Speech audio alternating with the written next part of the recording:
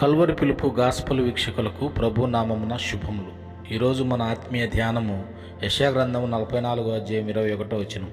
యాకోబు, ఇశ్రాయేలు, వీటిని జ్ఞాపకం చేసుకొను, నీవు నా సేవకుడవు, నేను నిన్ను నిర్మించితిని. ఇశ్రాయేలు, నీవు నా సేవకుడవు అయి ఉన్నావు, నేను నిన్ను మర్చిపోజాలను.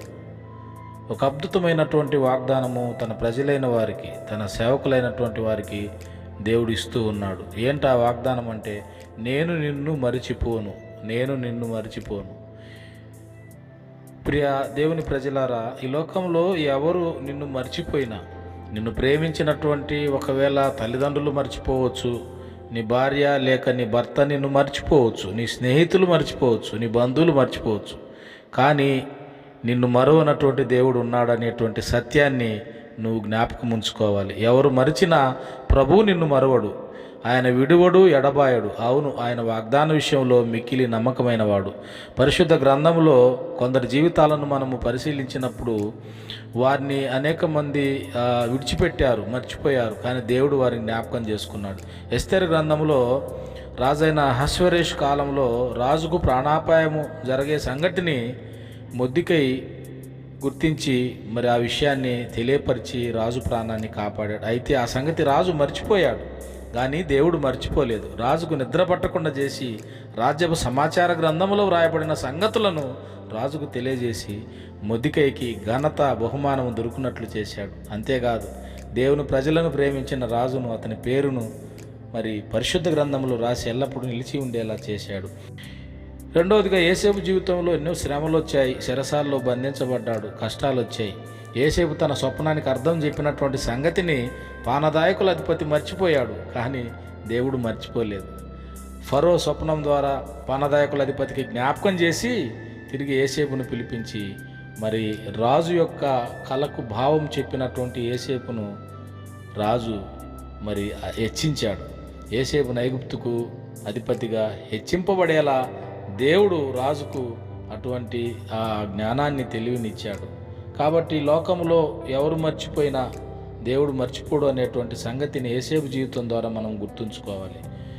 మూడవదిగా, దానియేలు జీవితాన్ని మనం గమనిస్తే నపుంసకుల అధిపతి అయిన అష్బేజు దానియేలును మర్చిపోయాడు, కానీ దేవుడు మర్చిపోలేదు. నెబుకద్నెజరుకు స్వప్నం కలగజేసి నిద్ర పట్టకుండా చేసి దానియేలును పిలిపించాడు. మరి ఆ స్వప్నానికి అర్థం చెప్పినప్పుడు దానియేలును గుర్తుపెట్టుకొని మరి రాజు దానియేలును హెచ్చించాడు. దానియేలు గ్రంథం 2వ అధ్యాయం 1వ వచనములోను 6వ అధ్యాయం 3వ వచనములో సంగతులు చూడగలము. కనుక ఎవరు మర్చిపోయినా దేవుడు మాత్రము మర్చిపోలేదనేటువంటి సత్యాన్ని మనం ఇక్కడ గుర్తుపెట్టుకోవాలి. కీర్తనల గ్రంథం 136:23లో మనము దీనదశలో ఉన్నప్పుడు ఆయన మనలను జ్ఞాపకం చేసుకునేను, ఆయన కృప నిరంతరం ఉండునని కీర్తనకారుడు అంటూ ఉన్నాడు. అవును, దీనదశలో ఉన్న వారిని సైతము దేవుడు జ్ఞాపకం చేసుకుంటాడు. సాధారణంగా దరిద్రులను, దీనులు ఎవరు జ్ఞాపకం చేసుకోరు, ఎందుకంటే దరిద్రుల వల్ల వారికి ఎవరికి ఏమి ప్రయోజనం లేదు. అయితే ప్రభువైన యేసుక్రీస్తు లోకమందు ఉండినటువంటి ఎన్నికలేని వారిని, దరిద్రులైన వారిని దేవుడు జ్ఞాపకం చేసుకుంటానంటున్నాడు.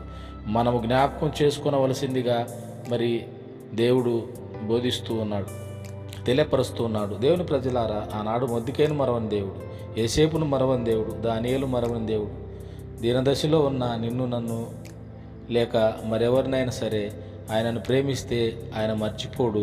ఆయనను ప్రేమించిన వారిని తప్పకుండా జ్ఞాపకం ఉంచుకొని ఆయన హెచ్చించేటువంటి దేవుడై ఉన్నాడు. 40వ కీర్తన 17వ వచనములో, నేను శ్రమల పాలై దీనుడునైతిని, ప్రభు నన్ను తలంచుకొని ఉన్నాడు, నాకు సహాయము నీవే, నా రక్షణకర్తవి నీవే అంటున్నాడు. కనుక ఆయన యందు భయభక్తులు కలిగి నమ్మకంగా జీవించినటువంటి వారిని ఆయన మర్చిపోయే దేవుడు కాదు, ఆయన హెచ్చించేటువంటి దేవుడు అనే సంగతి ఈ సమయంలో మనం గుర్తు చేసుకుంటూ ఆయన యందు నమ్మికతో మనము ముందుకు సాగుతాం. దేవుడు అట్టి కృప మనందరికీ అనుగ్రహించునుగాక. ఇలాంటి అనేకమైనటువంటి ఆత్మీయ సంగతులు, ఆత్మీయ సత్యాలను తెలుసుకుంటకు దయచేసి ఈ ఛానల్ను మీరు సబ్స్క్రైబ్ చేసుకోండి. Thank you. ప్రియులారా, మేము ప్రచురించిన కల్వరి పిలుపు ఆధ్యాత్మిక ద్విమాస పత్రిక చదవండి, ఆత్మీయ మేలులు పొందండి. పత్రిక చివరిలో క్విజ్ ఇవ్వడం జరిగింది.